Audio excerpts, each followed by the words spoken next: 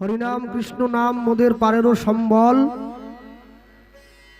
অন্য কোনো নাম মিথে দিতে ধরে নাহি বল। ভক্তমণ্ডলী, ভক্তিমতী মায়েরা, আজকে যেমন ভগবানের কথা শোনার জন্য তার ভক্তদের ভিড় হয়েছে, যেদিনকে তার জন্ম হয়েছিল নবদ্বীপ নবদ্বীপের মাটিতে তাকে দেখার জন্য ভক্তদের ভিড় হয়েছিল। তাকে দেখার জন্য মানুষে ছুটে গিয়েছে। সত্যযুগের ভগবান লক্ষ্মীনারায়ণ যুগল, ত্রেতা যুগের ভগবান রাম সীতা যুগল, দাপর যুগের ভগবান রাধা কৃষ্ণ যুগল, কলিকালের ভগবান নিতাই গৌরাঙ্গ যুগল। এখন কথা হলো, যারা বৃন্দাবনে যায়, বৃন্দাবনে গেলে প্রত্যেকটা কথা শুরুতে বা শেষে দাঁড়িয়ে মানুষকে একটা কথা বলতে হয় আগে, যেটা না বললে নিজেদের সম্মান চলে যায়। সেই কথাটা হলো রাধে রাধে। যারা বৃন্দাবন গিয়েছেন তারা জানেন, আর যারা জান নাই তারা লোকের মুখ থেকে শুনে কথাটা রপ্ত করেছেন। বৃন্দাবনে গেলে আপনি যে কর্মই করুন না কেন, কথা শুরুতে আপনাকে আগে বলতে হয় রাধে রাধে। ঠিক তেমনি ভাবে যদি কেউ অযোধ্যায় যায়, তাকে যে কোনো কথার শুরুতে দাঁড়িয়ে প্রথমে স্বীকার করতে হয় রাম রাম। তাহলে বৃন্দাবনের মানুষ শ্রীমতী রাধারানীকে অন্তরে জায়গা করে দিয়েছে, আর অযোধ্যার মানুষ রামচন্দ্রকে অন্তরে জায়গা করে দিয়েছে। কিন্তু পশ্চিমবঙ্গে থেকে কেউ যদি সারা জীবনেও একবার জয় নিতাই জয় গৌর না বলে, তাহলে তার জীবনের কোনো কিছু ক্ষতিও হয় না, কিছু যায়ও আসে না। তাহলে এখানে এই পর্যন্ত পরিষ্কার হওয়া যায় যে আমরা মহাপ্রভুকে শুধুমাত্র সিংহাসনে বসিয়ে পুজো করছি এই পর্যন্তই, কিন্তু অন্তরের সিংহাসনে এখনো পর্যন্ত অনেক বড় একটা বাড়ি তৈরি করতে পারে, কোনোদিন শান্তি কিনতে পারবে না। পয়সা দিয়ে বাজার থেকে অনেক দামি একটা ঘড়ি কিনে হাতে পরা যায়, কিন্তু সময় কোনোদিন কিনতে পাওয়া যায় না। বলছে সোনার ঘড়ি টিক টিক টিক, যা কিছু হইতেছে সবই হইছে ঠিক, জীবন চলিয়া যায় নদীর স্রোতের প্রায়, যে ইহা না বুঝিল তারে ধিক শতধিক। আর সবার শেষে গিয়ে বললেন, পয়সা দিয়ে অনেক দামি দামি বই কেনা যায়, বিদ্যা কোনোদিন কিনতে পাওয়া যায় না। আর পয়সা দিয়ে ভালো ভালো জামা কাপড় কিনে পরে ভালো মানুষ সাজার অভিনয় করা যায়, মনুষ্যত্ব কোনোদিন কিনতে পাওয়া যায় না, ওটা অর্জন করে নিতে হয়। এটাই গৌর প্রেমানন্দ, হরি বল হরি বল। সন্ধে মানুষ ভাই, সবার উপরে মানুষ সত্য, তাহার উপরে নাই। এই কথাটা জগৎ সংসারে শুধুমাত্র যারা মানুষ তাদেরকে উদ্দেশ্য করে বলা হয়েছে। কোন গরু, ছাগল, শিয়াল, কুকুর, ব্যাঙ, টিকটিকি, গিরগিটি, আরশোলা এদেরকে বলা হয়নি। তাহলে যারা মানুষের মতো দেখতে কিন্তু আচরণটা মানুষের মতো নয়, বলে তাদের জন্য এই কথাটা বলা হয়নি, শুধুমাত্র মানুষকে উদ্দেশ্য করে বলা হয়েছে। ভক্তমণ্ডলী, ভক্তিমতী মায়েরা, জীবনের রঙ্গমঞ্চে দাঁড়িয়ে 1 2 3 করে আমরা একটু একটু করে সময় কাটিয়ে দিচ্ছি। আজকে রাত্রিটা পার হয়ে গেলে আমাদের জীবন থেকে একদিন পরমায়ু বাদ হয়ে যাবে, আমরা এক পা মৃত্যুর দিকে এগিয়ে যাব। মানে মোট কথা আমাদের জীবন থেকে একদিন পরমায়ু বাদ হয়ে গেল। তাহলে প্রত্যেকটা দিন আমি পৃথিবীতে কাটিয়ে দিচ্ছি, আর প্রত্যেকটা দিনের শেষে যদি আমার প্রকৃত বিবেক বোধ থেকে থাকে, তাহলে আমাকে হিসাব করা উচিত যে এই একটা দিন আমি নিজের জন্য, সংসারের জন্য সব কিছু করলাম, ভগবানের জন্য কতখানি সময় দিলাম। যে বাড়ির ছেলেরা মাধ্যমিক উচ্চ মাধ্যমিক পরীক্ষা দেয়, সেই বাড়ির ছেলেমেয়েরা 2 বছর সময় নষ্ট করে, 9 10 মাধ্যমিক, 11 12 উচ্চ মাধ্যমিক। তাহলে পরীক্ষাটা কতক্ষণের জন্য হয়? পরীক্ষাটা 3 ঘন্টার জন্য হয়। তাহলে 3 ঘন্টার পরীক্ষার উত্তর লেখার জন্য তুমি 2 বছর সময় নষ্ট করতে পারো। তুমি মানব জীবনের উত্তর বের করবে, নিজেকে কতক্ষণ সময় দিয়েছো? তুমি দাও নাই, শুধু এলাম, খেলাম, সংসার করলাম, ঘুমোলাম, দিন কাটিয়ে দিলাম। এইটাকে করার জন্য পৃথিবীতে আমাকে পাঠানো হয়নি। আমার আরো অনেক দায়িত্ব কর্তব্য আছে, অনেক দায়িত্ব কর্তব্য ছিল, যেগুলোকে আমি পালন করলাম না। আজকে যে চৈতন্য মহাপ্রভুকে আপনারা দেখতে পাচ্ছেন, যে চৈতন্য মহাপ্রভু আমাদের সম্মুখে দাঁড়িয়ে রয়েছেন দুটো হাত তুলে খালি গায়ে উত্তরীয়টা নিয়ে, এই চৈতন্য মহাপ্রভুকে আমরা কোনোদিনের জন্য অন্যরকম ভাবে দেখতে অভ্যস্ত নই, সবসময় এইভাবেই অভ্যস্ত। যাদের বাড়িতে মহাপ্রভুর ছবি আছে, মহাপ্রভুর সেবা হয়, মহাপ্রভুর পুজো হয়, তারা এইভাবেই মহাপ্রভুকে পুজো করে। দুটো হাত খালি গা, মহাপ্রভু দাঁড়িয়ে রয়েছে আর হাতে হাতে কিচ্ছু নেই, দুটো হাত তুলে রয়েছে। আশ্চর্য কি জানেন? সব থেকে বড় আশ্চর্য হলো, কেউ যদি জিজ্ঞাসা করে চৈতন্য মহাপ্রভু কি সুভাষচন্দ্র বসুর মতো আঙুল বাড়িয়েছিল, মানুষকে বলতো give me blood I shall give you freedom, তোমরা আমাকে রক্ত দাও আমি তোমাদের স্বাধীনতা দেবো, তা তো বলেননি। চৈতন্য মহাপ্রভু কোনোদিনের জন্য কোনো কালে কালে সুকান্ত ভট্টাচার্যের মতো গালে হাত দিয়েও থাকেননি, কোনোদিন বিশ্বকবি রবি ঠাকুরের মতো বড় দাঁড়িয়েও রাখেননি, শুধুমাত্র হাতটা তুলে আছেন খালি গায়ে, একটা উত্তরীয় গায়ে নিয়ে আছেন, একটা কাপড় পরে আছেন। কিন্তু এই যে চৈতন্য মহাপ্রভু আমাদের মধ্যেখানে এসে দাঁড়িয়েছেন, যে মানুষটা আমাদেরকে মহাপ্রভুকে চিনিয়ে দিল, চৈতন্য মহাপ্রভু দেখতে এইরকম ছিল, যার জন্য চৈতন্য মহাপ্রভুকে আমরা এত কাছ থেকে এত নিকট থেকে পেয়েছি, যে মানুষটার জন্য চৈতন্য মহাপ্রভুকে আমরা অতীব নিকট থেকে পেলাম, আমরা কোনোদিন সেই মানুষটার অবদানকে স্বীকার করলাম না।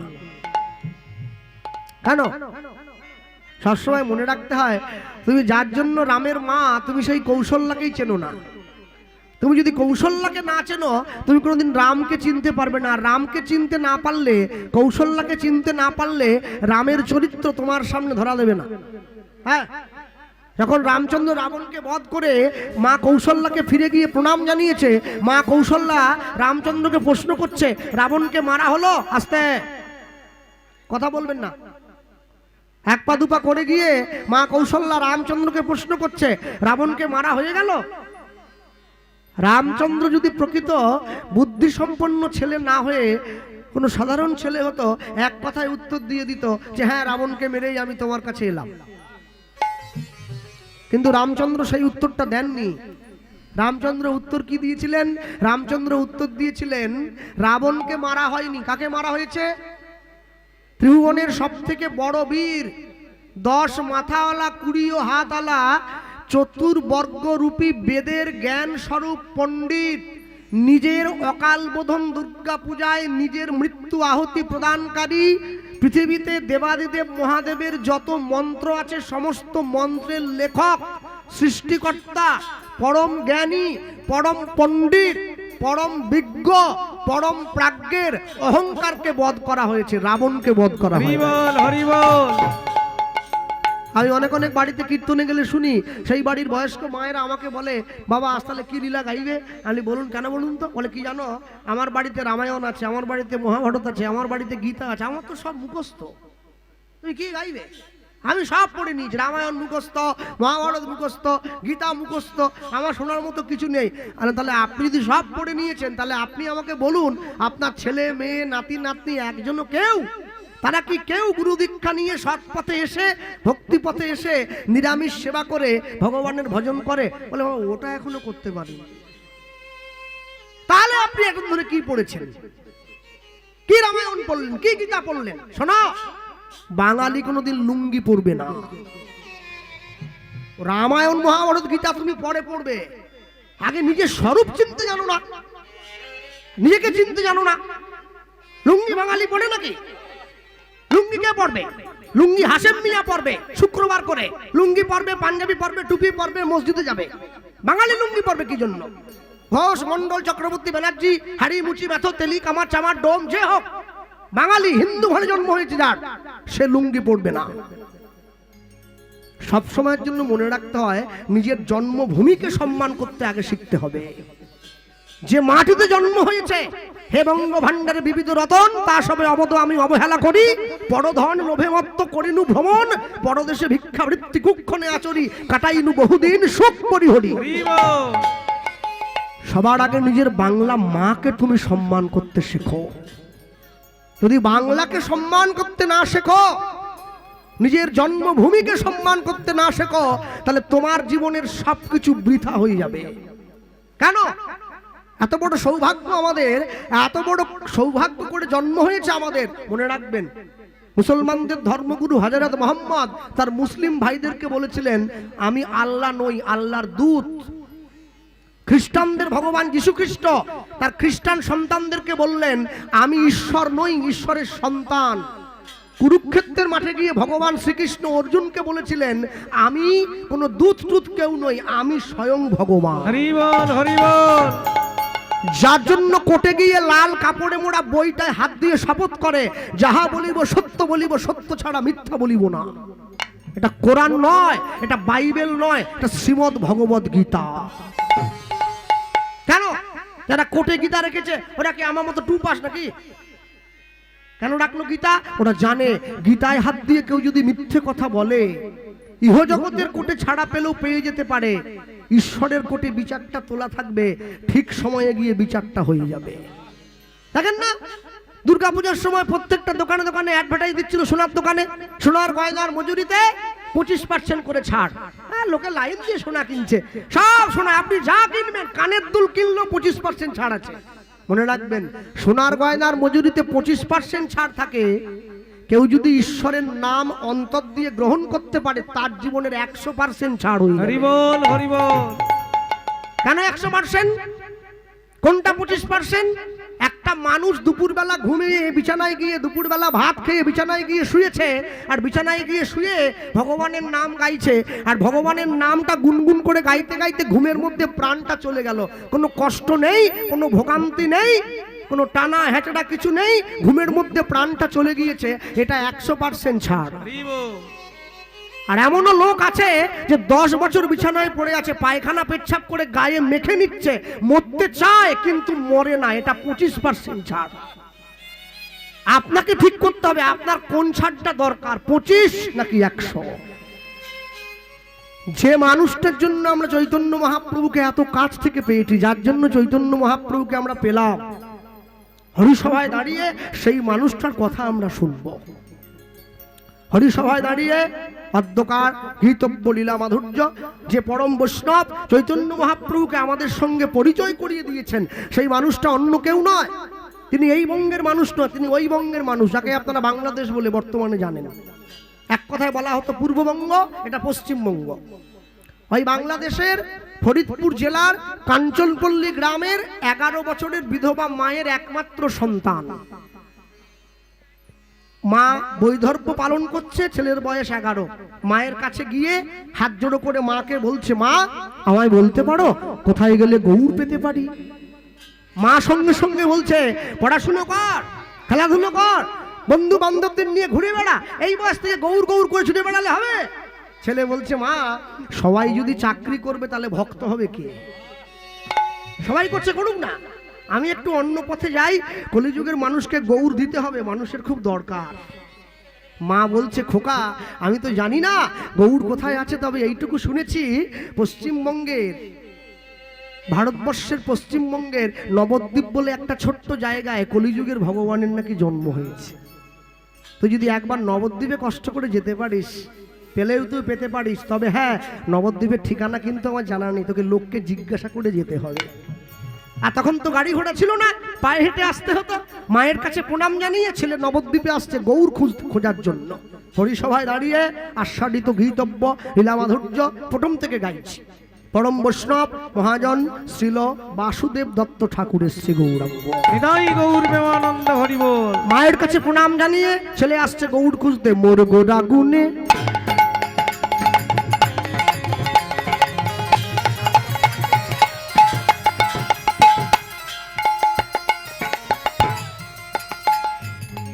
মোর গোড়া গুনে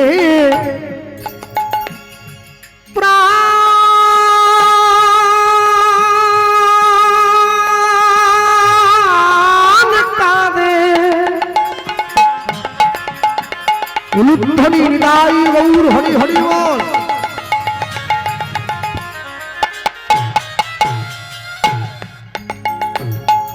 আমি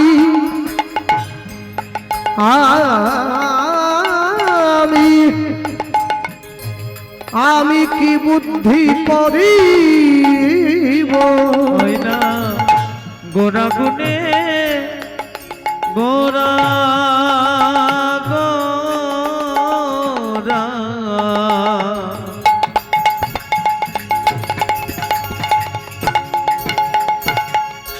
গোরা গুনে প্রাণ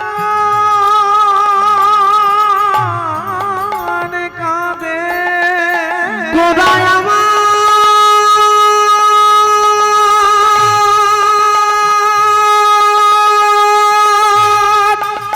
গোদায় আমার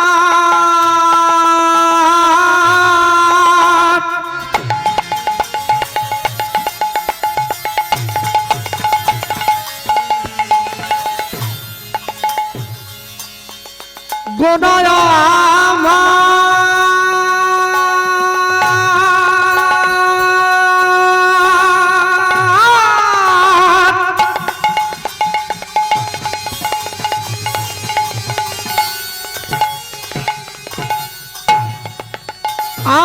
আমার প্রাণ গোরা গোরা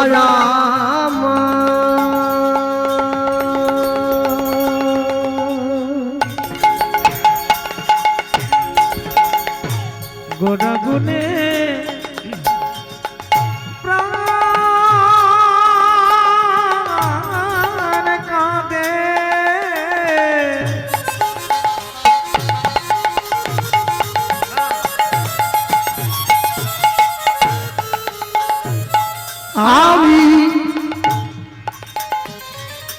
আমি কি বুদ্ধি করিব গোরা গুনে প্রাণ কাঁদে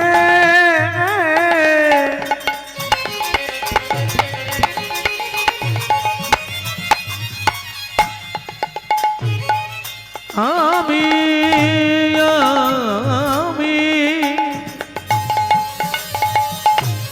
কি বুদ্ধি করিব বল গৌরাঙ্গ গুণে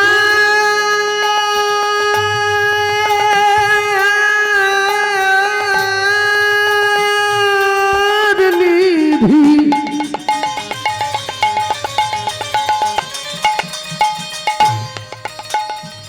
বল গৌরাঙ্গ গুণের নিধি আমি কোথায় গেলে পাবো বল গৌরাঙ্গ গুণের নিধি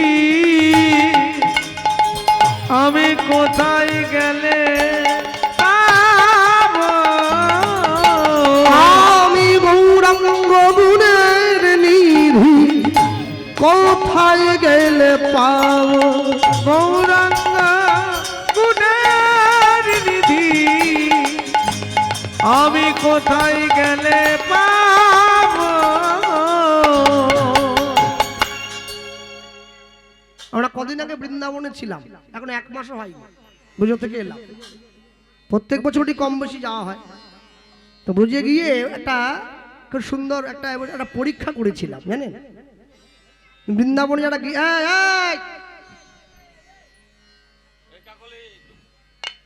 বৃন্দাবনে গেলে দেখবেন অনেক বানর থাকে, চশমা পড়ে গেলে চশমা নিয়ে পালায়, মোবাইল নিলে মোবাইল নিয়ে পালিয়ে যায়। আর এই বানরগুলোকে যদি ওই একটা করে কলা দিয়ে দেন ওরা একবারে খুব খুশি হয়, কলা চাওয়ার জন্য আসে কাছে আর কি। তার মাকে গিয়ে বললাম একটা 50 টাকার নোট দেখি। মা বলে টাকা নিয়ে কি দাও না। হাতে টাকাটা দিয়েছে, তো এক হাতে টাকা আর এক হাতে 2টো কলা ধরেছি এইভাবে। এবার বানরটার দিকে বাড়াচ্ছি, দেখলাম ও পাঁচিল থেকে নেমে এসে চিন্তা করছে কোনটা নেবো, টাকা না কলা। তা ও তো 50 টাকার গুরুত্ব বোঝে না, ও কি করলো টাকাটা নিল না বুঝলেন, চট করে হাত থেকে কলা 2টো নিয়ে দৌড় দিল। আমি টাকাটা নিয়ে গিয়ে মাকে ফেরত দিলাম। মা বলছে তাহলে এটা দিয়ে কি প্রমাণ হয়? তাহলে এটাই প্রমাণ হয় যদি বানরটার প্রকৃত বুদ্ধি থেকে থাকতো ও কলাটা নিত না, ও টাকাটা নিয়ে যেত। কেন? যদি প্রকৃত বোধ থাকতো এইটুকু মাথায় পরিষ্কারও জায়গা দিয়ে দিত যে যদি আমি কলাটা না নিয়ে টাকাটা নেই, টাকাটা কাছে থাকলে আমি অনেকগুলো কলা কিনতে পারবো, কিন্তু দুটো কলা বেশিক্ষণ আমার কাছে থাকবে না। আর টাকাটা থাকলে অনেকগুলো কলা কেনা যায়। সংসারী মানুষের সামনে দুটো জিনিস একসঙ্গে দাঁড় করানো আছে, একদিকে গোবিন্দচরণ, একদিকে সংসার। মানুষের বোধ নেই, মানুষ যদি চায় তাহলে গোবিন্দ চরণটা নিয়ে নিতে পারে। গোবিন্দ চরণটা নিলে সংসারটা ফ্রি পাওয়া যায়, buy one get one free. কিন্তু সংসারটা নিয়ে নিলে গোবিন্দ চরণটা বাদ হয়ে যায়। আর যে সংসারের মধ্যে থেকে গোবিন্দকে ডাকে সেটা তো কৃষ্ণের সংসার। আমি যখনই সংসারটাকে জড়িয়ে ধরলাম, গোবিন্দ চরণটা আমার থেকে আস্তে দূরে চলে গেল। কারোর যদি বাড়িতে মুদিখানার জিনিস শেষ হয়ে যায়, তাকে মুদিখানার দোকানে যেতে হয়। সবজির দোকানে গেলে মুদিখানার জিনিস পাওয়া যায় না। কারো যদি বাড়িতে টিভিতে ছবি না আসে, তাকে টিভির মিস্ত্রির কাছে যেতে হয়। কলের মিস্ত্রির কাছে গেলে টিভিতে ছবি আসবে না। কেউ যদি ভগবানের সঙ্গে সাক্ষাৎ করতে চায়, তাকে ভক্তের কাছে যেতে হয়। অভক্তের কাছে গেলে কোনোদিন ভগবানের সঙ্গে দেখা করা যায় না। এতক্ষণ পর্যন্ত ছেলেটা যাদেরকে জিজ্ঞাসা করছে সকলে অভক্ত। যাকেই দেখছে তাকেই জিজ্ঞাসা করছে, ভাই আমায় বলতে পারেন কোথায় গেলে গৌড় পাওয়া যায়? এ বলে চিনি না, ও বলে জানি না, ও বলে নামই শুনিনি কোনোদিন। আর এই বলতে বলতে বলতে বলতে হঠাৎ করে একজনের সঙ্গে দেখা হয়ে গেছে যে গৌড়কে চেনে। হঠাৎ করে যখন ছেলেটা বলে উঠলো, আমায় বলতে পারেন বাবা ঠাকুর কোথায় গেলে গৌড় পাওয়া যায়? ওই লোকটা সঙ্গে সঙ্গে ছেলেটাকে বলে উঠলো, তুই যে গৌড় নিবি বলছিস, তুই চাইলেই তো পাবি না। তবে মনে রাখিস, এই যে মাটির পথটা দেখছিস, এই মাটির রাস্তা দিয়ে সোজা চলে যাবি, একটা গ্রাম পড়বে, যে গ্রামটার নাম নবদ্বীপ। কি করে বুঝবো কোন গ্রামটা নবদ্বীপ? যে গ্রামের পাশ দিয়ে গঙ্গা বয়ে গেছে ওটাই নবদ্বীপ। তাই তাহলে যে গ্রামের পাশ দিয়ে গঙ্গা বয়ে গেছে ওটাই যদি নবদ্বীপ হয়, তাহলে তো ডায়মন্ড হারবারের পাশ দিয়ে গঙ্গা বয়ে গেছে, ওটা কি নবদ্বীপ নাকি? না না, ওটা নবদ্বীপ হবে কিসের জন্য? তাহলে যে গ্রামের মানুষ সব সময় মুখে গৌড়ের গুণগান করে, সেই গ্রামটার নাম নবদ্বীপ। যা, এক পা দু পা করে হাঁটতে হাঁটতে চলে এসেছে নবদ্বীপের দরজায়। মা গঙ্গার পাড়ে বসে আছে, মনে মনে চিন্তা করছে এমন কাকে জড়িয়ে ধরবো, যাকে জড়িয়ে ধরলে যে আমাকে গৌড়ের ঠিকানাটা বলে দিতে পারবে। ভক্তমণ্ডলী, ভক্তিমতী মায়েরা, সকাল হয়ে গেছে। নবদ্বীপের মানুষজন এক এক করে সকলে গঙ্গায় স্নান করার জন্য ছুটে আসছে। আর ওই যে গঙ্গা স্নানের জন্য ছুটে আসছে, ছেলেটা মনে মনে ভাবছে এমন কাউকে একজন গিয়ে ধরতে হবে যে আমাকে গৌড়ের ঠিকানা সঠিক করে বলে দিতে পারবে। আসতে মোট কথা, যাহাকে দেখিলে মুখে আসে কৃষ্ণ নাম, জানিবে সেই বৈষ্ণব, তাকে করিবে প্রণাম। হরি বল। তো লুকিয়ে বসে রয়েছে। আর ওই সময় ছেলেটা লক্ষ্য করছে একজন বাবাজি এই পথেই আসছে গৌড়ের গুণগান করতে করতে গঙ্গা স্নানের জন্য। ছেলেটা বুঝে নিয়েছে বাবাজির পায়ে গিয়ে ধরবো, যা হবে হবে। লুকিয়ে বসে আছে, আর বাবাজি তো এই পথেই আসছে। আর বাবাজি যে এই পথেই আসছে, ছেলেটা বাবাজিকে দেখতে পেয়েছে, কিন্তু বাবাজি ছেলেটাকে দেখতে পায়নি। বাবাজি তো এই পথেই আসছে, মানুষকে বলতে বলতে আসে। কি বলছে জানো তো? আমরা বলতেই পারি কি, ওই দেখো না, গৌড়ে রে সেই সোনার নদিয়ায়, এখনো দাওনি, হরিধ্বনি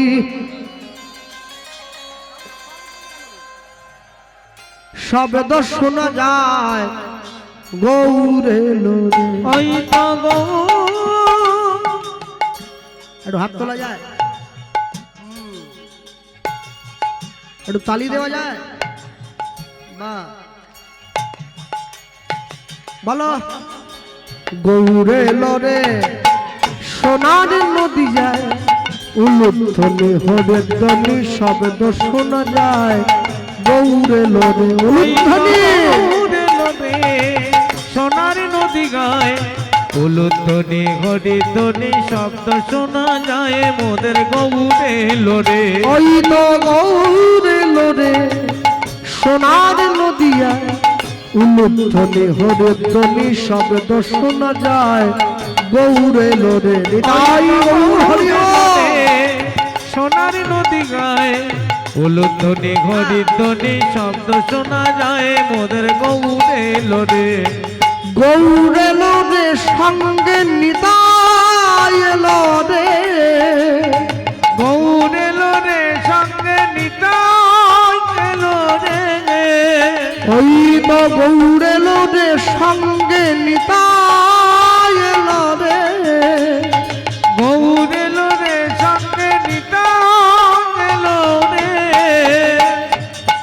গৌড় এলো রে সোনার নদিয়ায় উলুধ্বনি হদের ধ্বনি শব্দ শোনা যায় গৌড় এলো রে ওই তো গৌড় এলো রে তাই নদিয়ায় উলুধ্বনি ঘড়ির ধ্বনি শব্দ শোনা যায় মোদের গৌড়ে লোরে ওই তো গৌড় এলো রে সোনার নদিয়ায় উলুধ্বনি হদের ধ্বনি শব্দ শোনা যায় গৌড় এলো রে ওই তো গৌড়ে লোরে সোনার নদী গায় উলুধ্বনি ঘড়ির ধ্বনি শব্দ শোনা যায় মোদের গৌড়ে লোরে কে কে তোরা নাম নিবি রে ছুটে ছুটে আয় কে তোরা নাম নিবি রে ছুটে ছুটে গায় কে কে তোরা নাম নিবি রে ছুটে ছুটে যায় কে তোরা নাম নিবি রে ছুটে ছুটে গায় প্রেম জীবের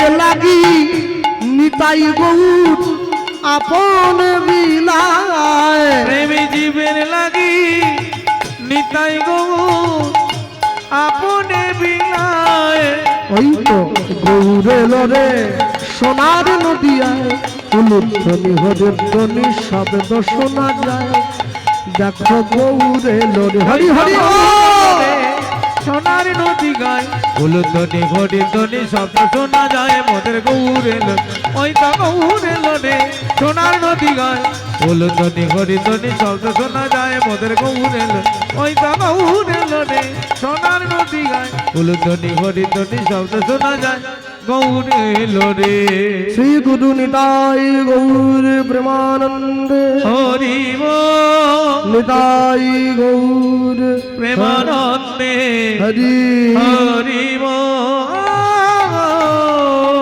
ছেলেটা লুকিয়ে বসেছিল ঝাঁপ দিয়ে গিয়ে পায়ে পড়লো এইখানে পাছার পাছার পাছার আরেকটু বাবাজি এক্ষুনি পড়ে যেতাম হ্যাঁ তুই আরে পাছার বাবাজি মনে মনে ভাবছে ছেলেটা মনে হয় ভিক্ষা ঠিক খাচ্ছে গঙ্গা চান করার সময় কেউ টাকা সঙ্গে নিয়ে আসে পাছার আমি চান করে ঘরে গিয়ে তোকে পয়সা দেবো ও তো ছাড়ছে না যা পায়ে পড়ে ছাড়া কোনো প্রশ্নই নেই অনেকক্ষণ ধরে জড়িয়ে থাকার পরে এইবারে বাবাজির রাগ হয়ে গেল ছেলেটার দিকে তাকিয়ে বলে উঠলো চোরের মতো পাটা জড়িয়ে ধরলি পাটা ছাড় যেই চোর বলে দিয়েছে পাটা ছেড়ে দিয়েছে উঠে দাঁড়িয়ে বাবাজির দিকে তাকিয়ে বলে উঠলো মুখ সামলে কথা বলো তোমার পায়ে পড়েছি বলে বিনা দোষে বিনা কারণে তুমি পরের বাড়ির ছেলেকে চোর বলতে পারো না বাবাজি বলে উঠছে এইটুকু ছোট্ট ছেলেটা তোর কাছ থেকে আমি শিখবো কার সঙ্গে কিরম করে কথা বলতে হয় বেশ করেছি বলেছি আবার বলবো তুই চোর তুই চোর তুই চোর যেই বাবাজি বলল ছেলেটা বাবাজির কাছে দাঁড়িয়ে উঠে বলছে আসলে বাবাজি কি জানো তো তুমি যে আমাকে চোর বললে দোষ তোমার নয় দোষ তোমার জন্মের আমার জন্ম তুলছে তুই আমাকে চিনিস নবদ্বীপের মাঠে যে আমার কি ক্ষমতা তুই জানিস না না তুমি রাগ করো না মনে রাখবে কি যে নিজে যেমন সে অন্যকে মনে করে তেমন যার যেমন ভাব তার তেমনি লাভ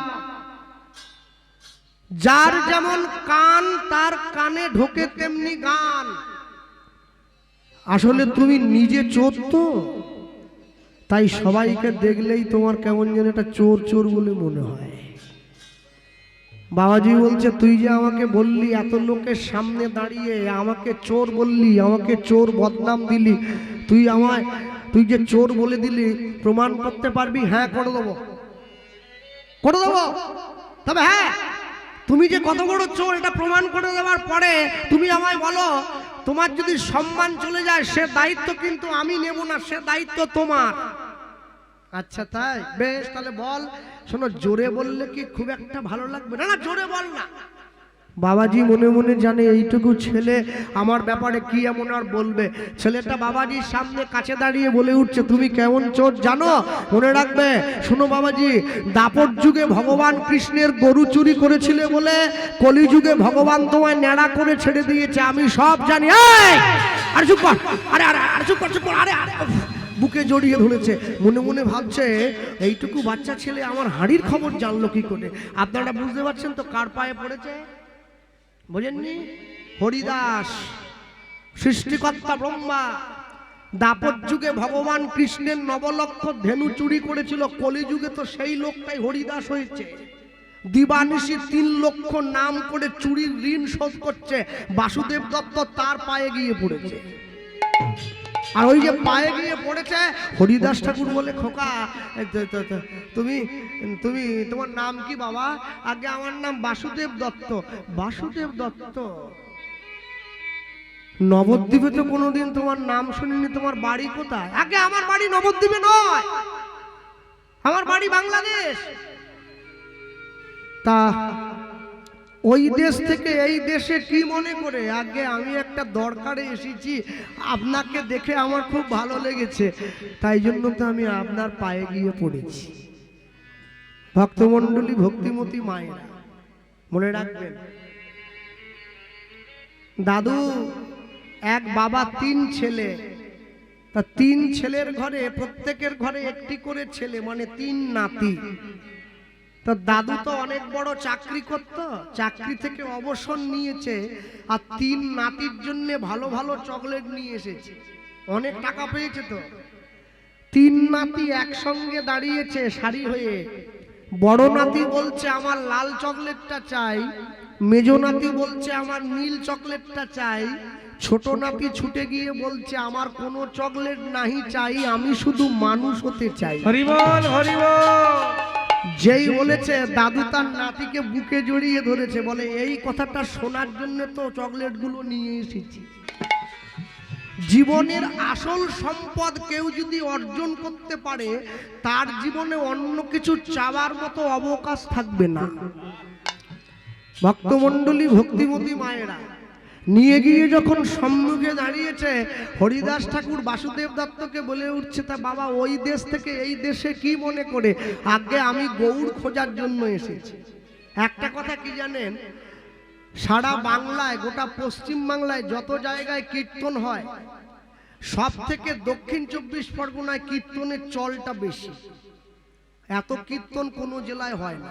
হয়, আমি না বলবো না, আমরা সব জেলা ঘুরে কীর্তন গাই, কিন্তু দক্ষিণ 24 পরগনার মতো এত কীর্তন কোনো জেলায় হয় না সারা বছর। আর মাঘ মাস থেকে তো বাড়ি বাড়ি হবে, পাড়া পাড়া হবে, গ্রামে গ্রামে হবে। একটা গ্রামে 4টে 5টা করে হরিবাসর একবারে ভরিয়ে যায়। হ্যাঁ, মানুষ শুনতে শুনতে বিরক্ত, বলে আর করিসনি, কত হরিনাম শুনবো। এটা যেমন ঠিক, আরেকটা কথা কিন্তু পাশে আছে। দক্ষিণ 24 পরগনায় কীর্তনও সব চাইতে বেশি। কেউ রাগ করবেন নি আমার কথায়, দক্ষিণ 24 পরগনায় মারামারিও সব চাইতে বেশি। কীর্তন বিরাট, হসপিটালে রুগীর সংখ্যাও সব থেকে বেশি, থানায় আসামির সংখ্যাও সব থেকে বেশি। তাহলে হরিনাম শুনে আমাদের কল্যাণ হয় না কেন? এত কীর্তন শুনছেন রাত জেগে। সাধারণত রাধাপদ জেঠুর পরে আসরের লোক থাকে না। আমি আজ তো নয়, আজ 19 বছর এই ক্ষেত্রে নাঙল চালিয়ে বেড়াচ্ছি। হ্যাঁ, রাধাপদ জেঠুর পরে আসরের লোক থাকে না, খুব মুশকিল। তার উপরে আবার এই ঠান্ডা। যাক, তবু যে আপনারা বসে আছেন প্রথমের মতোই আমার সৌভাগ্য। হ্যাঁ, ভক্তমণ্ডলী মায়ের, তাহলে এত কষ্ট করে যে জেলার মানুষ কীর্তন শোনে, এত কষ্ট করে যে জেলার মানুষ হরিকথা শোনে, সেই জেলার মানুষের মধ্যে এত হানাহানি থাকবে কেন? এত মারামারি থাকবে কেন? এত হিংসা কেন থাকবে? কেন থাকে জানেন? মিলিয়ে নেন। আজকে যখন কীর্তন করার জন্য আমরা ওই রাস্তা দিয়ে ঢুকে এলাম আপনাদের বাড়িতে, আমাকে বসার জায়গা দিয়েছেন, ওই রাস্তার মুখটা পেরিয়ে এলাম, ওই মুখটা পেরোবার সময় অনেকগুলো দোকান বসেছে, দোকানগুলো পেরিয়ে আমরা এসেছি, আসেনি? চপের দোকান, মিষ্টির দোকান, জিলেপির দোকান, সেই সঙ্গে একটা দোকান বসেছে ডিম চাউমিনের দোকান। মনে রাখবেন, ভগবানের নাম নিয়ে কোনোদিন ছ্যাবলামো হয় না। আর যা পারে হোক, ডিম চাউমিন কোনোদিন হরি নামের সঙ্গে যায় না। আমরা আগুন নিয়ে খেলা করি বলে তো যে কোনো মুহূর্তে পুড়ে মরে যাই, আমাদের এই দশা। হ্যাঁ, আমরা কীর্তনও গাই, আমরা বিড়িও খাই। কীর্তন গাওয়ার সঙ্গে বিড়ি খাওয়াটা অনেক দূর। জগাই মাধাইয়ের মতো মাতালের নেশা কেটে গিয়েছিল হরিনাম শুনে। আর আমি এমনই সংসারী মাতাল যে হরিনাম শুনে নেশা আরো বেড়ে গেছে, কাটবে কোথা? হ্যাঁ, আপন ইচ্ছায় জীব কোটি বাঞ্ছা করে, ঈশ্বর পুরাইলে জীবের বাঞ্ছা তবে পুরে। লটারির টিকিট কাটে সবাই, সবাই পাবে না, পাবে যে কোনো একজন। একবার ভাবতে পারছেন কত টাকা ব্যাংকে থাকলে তার সুদ 1 কোটি টাকা হয়? টিকিট তো কাটছে সবাই, কত টাকা রাখতে হবে ব্যাংকে? আমি যতদূর জানি 1 লাখ টাকায় 700 টাকা সুদ দিচ্ছে সরকার। তাহলে কত 1 লাখ রাখলে তবে 1 কোটি টাকা পাওয়া যায়? না না, এটা করলে তো চলে না। ভগবানের নামকে সম্মান দিতে না পারুন, দয়া করে অসম্মান করবেন না। ভগবানের নামকে অসম্মান করলে অসম্মানের ভাগীদার কিন্তু কেউ হোক আর না হোক আপনাকে হতে হবে। কেন? সব সময়ের জন্য মনে রাখতে হয়, ভগবানকে আসন পেতে বসিয়ে দিয়েছি মানে যতক্ষণ পর্যন্ত আসনে সে বসে থাকবে তার মান রক্ষা করার দায়িত্ব গৃহস্থের, যে তাকে এনে বসিয়েছে। যে তাকে এনে বসিয়েছে, মান রক্ষার দায়িত্ব তার। অনেকে আমার প্রশ্ন করে, তাহলে কৃষ্ণবাবু ভগবান যদি সবই সৃষ্টি করেছে, ভাত, মুড়ি, ডাল, পটলের তরকারি, ফুলকপির তরকারি, পাঁপড় ভাজা, চাটনি, তাহলে নিয়ে একটু খেতে পারেনি, আমাদের দিতে হবে কিসের জন্য? সবই যদি তার, তো 2 হাত দিয়ে নিয়ে খেয়ে নিবে, অসুবিধা কি? আরে বাবা ভালোবেসে তার ছেলেকে সম্পত্তি লিখে দিয়েছে, চাইলে নিজের কাছে রাখতে পারত। ছেলেকে বড্ড ভালোবাসে বলে সম্পত্তি দিয়ে দিয়েছে। ছেলের কি কর্তব্য নয় বাবাকে 4 বেলা 4 মুঠো খেতে দেওয়া? সম্পত্তি নেওয়ার পরে যে ছেলে বাবা মাকে ভুলে গিয়ে অবজ্ঞা করবে, বাবা মায়ের চোখের জল পড়বে, সম্পত্তি ভোগ কোনোদিন করতে পারবে না। বিশ্বপিতা আমাদেরকে সম্পত্তি দিয়ে দিয়েছে, তার মানে এই নয় সম্পত্তি তার নয়, সবই তার। সে দিয়ে দিয়েছে, আমাদের কাছে আশা করে যে আমার সন্তানরা আমার 2 বেলা 2 মুঠো একটু খেতে দেবে। আমরা তাও দেই না, নকুল দানা 2টো করে দিই। নকুল দানা নয় রে ভাই, ওটা নকল দানা, সব নকল। আর একটা গ্লাস আছে, এই যে বাসনের দোকানে গিয়ে বললেই দেয়, ঠাকুরের গ্লাস দাও, 5 টাকা পিস। আমার বুড়ো আঙুল ছোট, তোমার বাড়ির 3 বছরের বাচ্চা সে জল খায় বড় গ্লাসে, আরেকটা ধেড়ে ঠাকুরকে তুমি সিংহাসনে বসিয়ে রেখেছো, তাকে জল দিচ্ছ মেপে। এ কি সিরিঞ্জের বোতল নাকি যে ওষুধ দিচ্ছ? হ্যাঁ, সব সময় মনে রাখবেন, তুমি যাই করো না কেন ঈশ্বরের সত্তাকে ভুলবে না। লিখতে গিয়ে কবি লিখেছিলেন না বড় দুঃখের সঙ্গে, কি সুন্দর যত্ন করে লিখেছেন, প্রলয় সৃষ্টি তব পুতুল খেলা, নিরজনে প্রভু নিরজনে খেলিছ, এ বিশ্বলয়ে বিরাট শিশু, আন মনে খেলিছ, ধ্বনি এ বিশ্বলোকে বিরাট শিশু, আন মনে খেলিছ, প্রলয় সৃষ্টি তব পুতুল খেলা, নিরজনে প্রভু নিরজনে খেলিছ, এ বিশ্বলোকে বিশ্বলয়ে তাই গৌর প্রেমানন্দে হরি বল। বিরাট শিশু অনমনে খেলিছ শূন্যে মহা আকাশে তুমি মগ্ন লীলা বিলাসে দয়াময় শূন্য মহা আকাশে তুমি মগ্ন বিলাসে শূন্যে মহা আকাশে তুমি মগ্ন লীলা বিলাসে হাসিছ খেলিছ তুমি হাসিছ খেলিছ তুমি আপন মনে নিরজনে প্রভু নিরজনে খেলিছ এ বিশ্বলয়ে তাই গৌর প্রেমানন্দে হরি বল। শিশু অনমনে খেলিছ এ বিশ্বলয়ে বিরাট শিশু অনমনে খেলিছ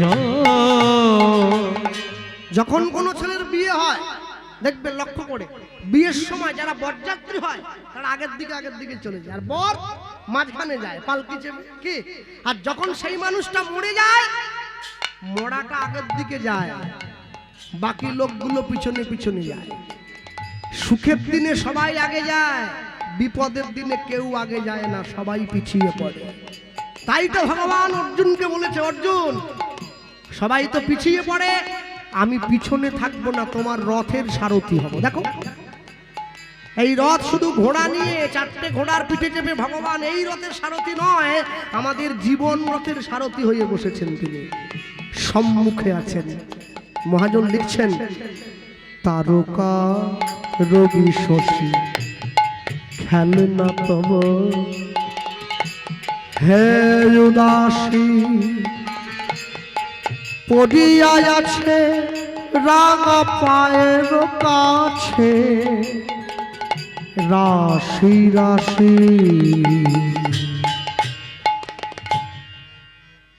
কি মজার ব্যাপার জানেন যখন মা মারা গেল না মায়ের 4 ছেলে মিলে ওটা 4টে গ্রাম ডেকে দিয়েছে মা আমাদের এত ভালোবাসত 4টে গ্রামের লোক আমরা খাওয়াবো আমাদের মা বলে কথা আর মা যখন বেঁচে ছিল 4 ভাই মিলে মাকে ভাগ করলো তোর কাছে 1 মাস ও বলে তোর কাছে 1 মাস তা বড় ভাই তো আগে জন্মেছে ওর বুদ্ধি একটু বেশি ও ছুটে এসে বাকি 3 ভাইকে বলছে তাহলে যে মাসটা 29 দিনে হবে ওই মাসটা মা কোথা খাবে মানে ওটা একদিন কম হচ্ছে ছোট ভাই তো আরো মারাত্মক সে বলে যে মাসটা 31 দিনে হবে ওইটা মা কোথা খাবে একদিন বেশি হচ্ছে না হ্যাঁ মা দূরে দাঁড়িয়ে দাঁড়িয়ে কাঁদছে আমার ছেলেরা আমাকে ভাগ করছে আচ্ছা আমি যখন 4 ছেলেকে স্তনদুগ্ধ পান করিয়েছি আমি তো ভাগ করি নাই কোনটা 29 দিনে মাস আর কোনটা 28 দিনে তারকা রবি শশী খেলনা তব হে উদাসী পড়িয়া আছে রাঙা পায়ের কাছে রাশি রাশি নিতাই গৌর হরিব নিত্য তুমি হে উদাস সুখে দুঃখে অবিকার নিত্য তুমি হে উদাস সুখে দুঃখে নিত্য তুমি হে উদাস সুখে দুঃখে অবিকার নিত্য তুমি উদাস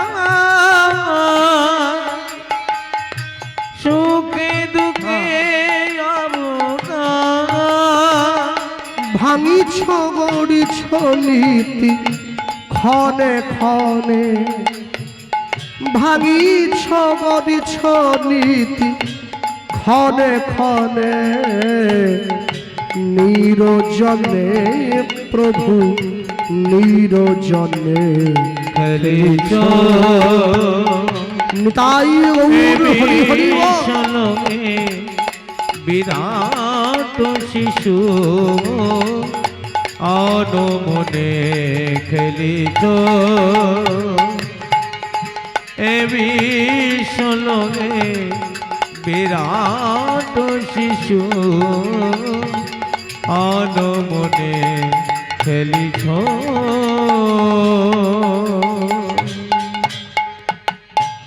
হরিদাস ঠাকুর বাসুদেব দত্তের সামনে বসে চেয়ে উঠলো, তুই যে আমার কাছে আমার পায়ে জড়িয়ে ধরলি, আমার কাছে কি চাই সেটা তো বল। 11 বছরের বাচ্চা ছেলে হরিদাস ঠাকুরের কাছে গিয়ে চাইলো, আমি তোমার কাছে অন্য কিচ্ছু চাই না, যদি দিতে আমাকে হয় তাহলে আমাকে একটা জিনিস দিয়ে দাও। কি জিনিস দেবো? পা জড়িয়ে ধরেছে, আর পা জড়িয়ে ধরে চেয়ে বসলো। কি চাইলো? কি চাইলো জানো?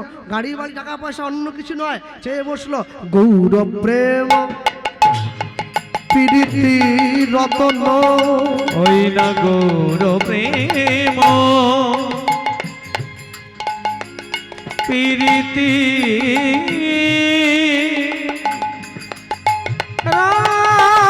রতন, গৌর প্রেম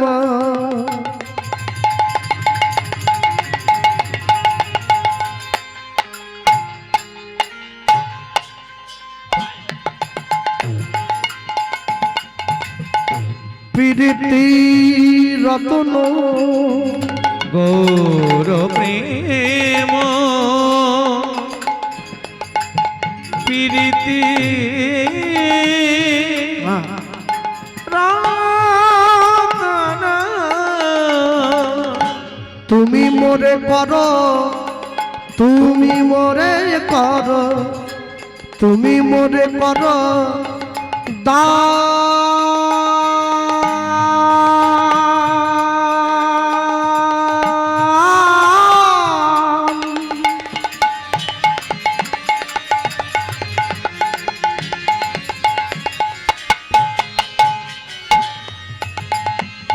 বলি বাসনা পুরা